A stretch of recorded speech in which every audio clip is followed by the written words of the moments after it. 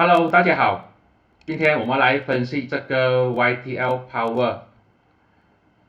首先呢，这边有一个东西要向大家分享，就是它的股价在这个位置的时候，也就是当它突破了这个200天均线，突破了这个灰色线、蓝色线跟紫色线，这边突破的时候，就是突破了所有的筹码阻力线跟这个200天均线，跟那时候的这一个盘整区，也就是底部的筹码峰。突破之后呢，就一发不可收拾，直接飙上去了。如果你想知道怎么样去 spot 到，怎么样去做 screening 啊，做到类似的这个 pattern 呢，就是说长期的盘整，当股价突破200天均线，突破所有筹码阻力线的时候，我们怎么去找到这些股？有兴趣的朋友呢，去留言区里面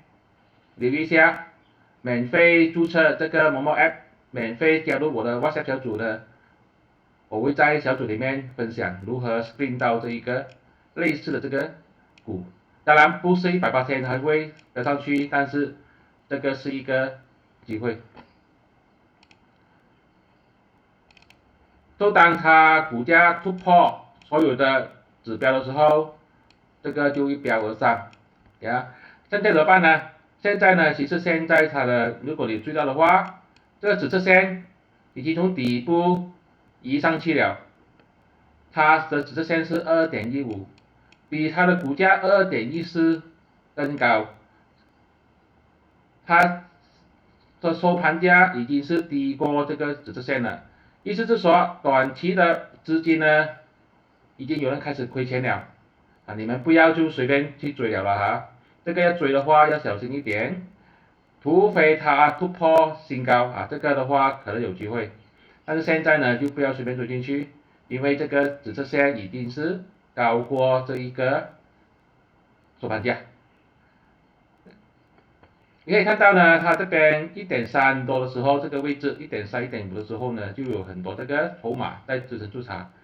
如果它有机会回到来这个1.7这个位置、1.5这个位置，然后弹上去，这个就是可以回调买上涨。但是现在呢，今天呢显示出呢，它的指示线已经是高过这个收盘价，这个就不要轻易的去追。在小组里面呢，我会分享呢如何去使用这个筹码主力线来做些买卖的判断。如果你想学习的话呢，也是一样，去留言区里面留意一下怎么样去注册这个某某 app，然后填写这个谷歌，所以你就有机会，你就可以被邀请加入这个外线小组了。OK， 这个都是我的个人看法，并没有任何的买卖建议。如果你要交易 YTL Power 的话呢，要注意一下，它的短线资金已经是高过这个收盘价，不要轻易的去追。谢谢大家。